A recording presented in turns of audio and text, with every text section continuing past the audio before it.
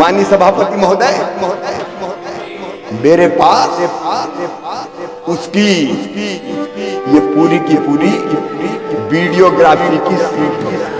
कहाँ खड़ा होना है? कैमरे लगाओ, लोग देख ले हमके साथ है। भैया हम तो संविधान को मानते हैं, हम लोग मानते हैं संविधान को। जिस दिन परशुराम का रूप धारण करा,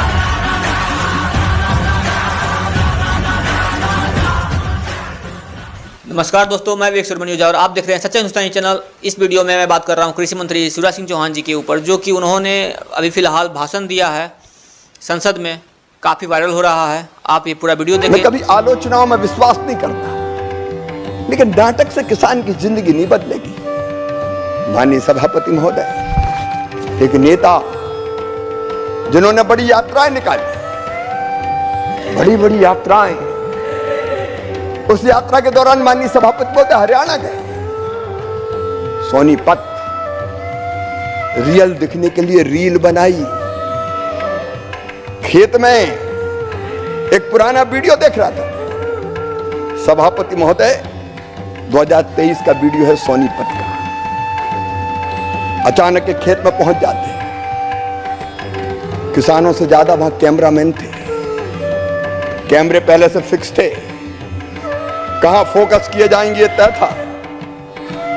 दो लोग पकड़ के उनको खेत में ले जा रहे हैं। खेत में पहुंचने के बाद उनको पता नहीं खेत में करना क्या है, तो वहां पूछ रहे हैं कैमरामैन से, कैसे खड़े होना है, क्या करना है, क्या करना है।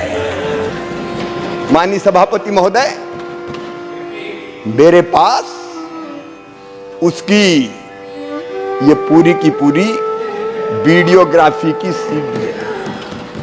ये मैं सभा के पटल पर रखना चाहता हूं। माननीय ऑथेंटिकेट कीजिए और सदन के पटल पर मैं ऑथेंटिकेट करके सदन के पटल पर रखता हूं। ये नाटक करते हैं किसान के नाम पे। इसके कहां खड़ा होना है, क्या सभापति during course of the day जी,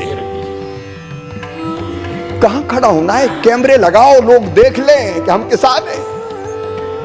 जब इनको हल भेंट किया जाता तो ये पूछते ये है क्या।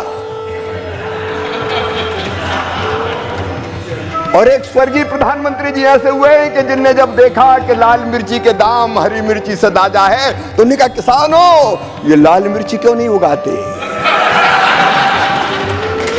ये खेती की बात करेंगे माननीय सभापति महोदय, ये किसानी की बात करेंगे। जहां चर्चा करने हो कर ले।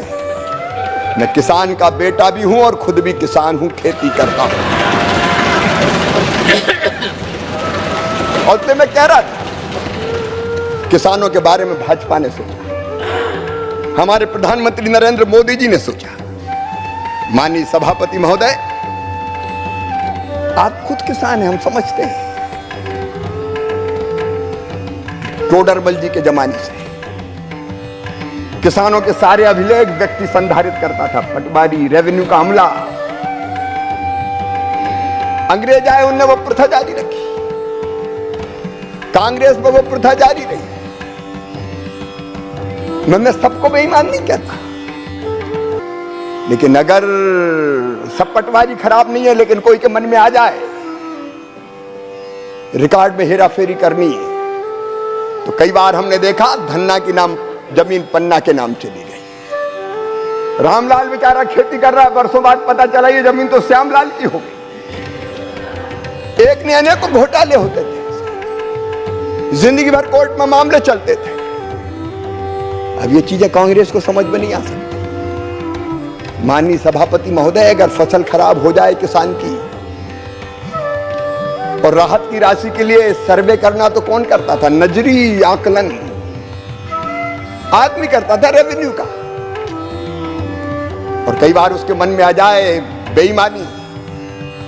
मैं मुख्यमंत्री रहते हुए नरसिंहपुर जिले में गया, हमने पर्याप्त राहत की राशि दी। वहां जाके किसानों ने मुझे शिकायत की कि मुख्यमंत्री जी, जिसका गन्ना बोया था उसको गेहूं की फसल खराब होने का ओले के बाद मुआवजा दे दिया। सिर्फ हंगामा खड़ा करना मेरा मकसद नहीं, मेरी तो हसरत है कि ये सूरत बदलनी चाहिए। मोदी जी इस विजन से काम कर, और इसलिए उस विजन को प्रकट करना, सामने वालों को तो विजन से कोई मतलब है नहीं, इसलिए वो यहां है भी नहीं। वो खेती में कहीं होंगे भी नहीं। जीव जंतुओं में भी, पशु पक्षियों में भी है। थोड़ा सा समय और माननीय सभापति, थोड़ा सा समय। बहुत लंबा हो गया माननीय मंत्री जी। जल, जमीन, और आपने सभी पॉइंट कवर कर लिए हैं। थोड़े से और बटे।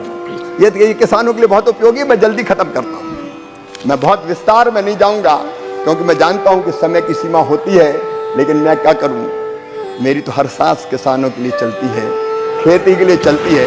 दिन और रात खेती के बारे में प्रधानमंत्री जी के नेतृत्व में हम सोचते हैं, इसलिए विस्तार से फिर कभी चर्चा का अवसर मिलेगा तो मैं फिर करूंगा। केवल एक निवेदन के साथ आपके माध्यम से मैं सभी राजनीतिक दलों को यह निवेदन करना चाहता हूं कि किसान को वोट बैंक ना समझें, किसान को इंसान मान के व्यवहार करें।